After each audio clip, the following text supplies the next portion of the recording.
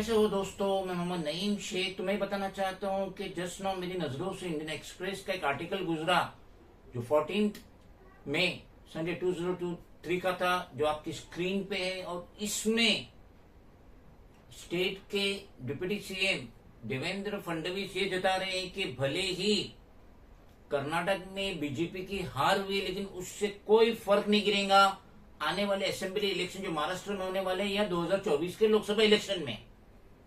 Newspaper में बताया गया है कि सैटरडे के दिन 13 मई नागपुर में एक प्रेस कॉन्फ्रेंस से मुखातिब होते हुए, मीडिया पर्सन से मुखातिब होते हुए देवेंद्र फडणवीस ने ये बात कही जो कि तस्करा हो रहा था कि किस तरीके से बीजेपी की कर्नाटक में हार हुई। देवेंद्र फडणवीस कह रहे थे कि हमारा जो वोट परसेंटेज था कर्नाटक में 36 था और हम महज 0.20% हमारा कम हुआ, यानी कि 36 की जगह अब 35.80% परसेंटेज है बीजेपी का कर्नाटक में। लेकिन उसके बावजूद हमने 40 सीट हार गए। वो ये भी कह रहे हैं कि जनता दल सेक्युलर जिसका वहां पे 18% था परसेंटेज वोट बैंक का, वो 13.3% पे रह गई, यानी कि उनका 5.3% लॉस हुआ। उनका कहना है कि इंडियन नेशनल कांग्रेस जो है उसको बहुत ही अच्छा परसेंटेज मिला 43.1%। मजीद उन्होंने कहे कि हमारे जो रिवाइवल है जैसा कि उद्धव बाला साहब ठाकरे की शिवसेना, तो वो बस मौके की फिराक में रहते हैं, उनके पास खुद का कुछ नहीं है। जैसा कि उनका निशाना था उद्धव बाला साहब ठाकरे और संजय राउत।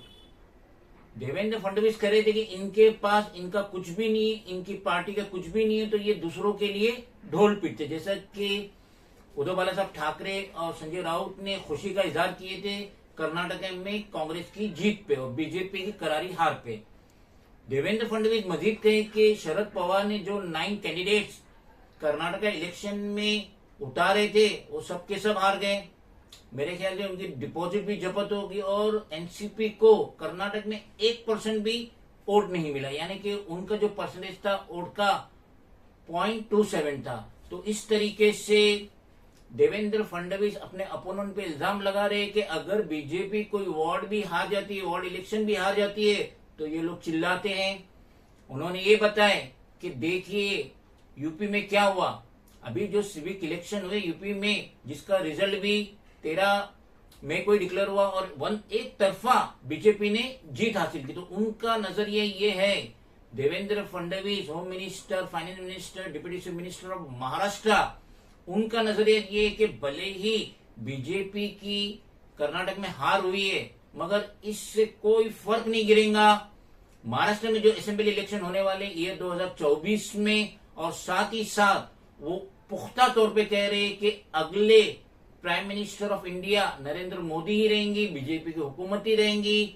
और इस तरीके से इन्होंने ये स्टेटमेंट दिए थे जो इंडियन एक्सप्रेस में पब्लिश हुआ 14 मई 2023। लेकिन अगर हमसे पूछा जाए तो हम ये कह रहे हैं कि देवेंद्र फडणवीस के इस स्टेटमेंट में कोई भी ठोस हकायक नहीं है।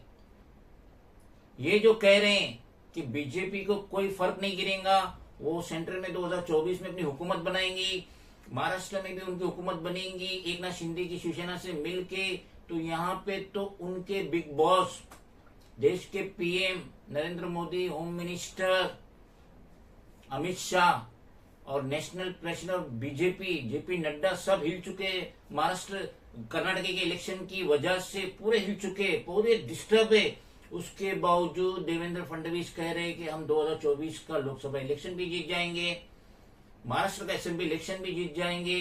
तो ये एक तरीके का ख्याली प्लॉय नजर आ रहा है।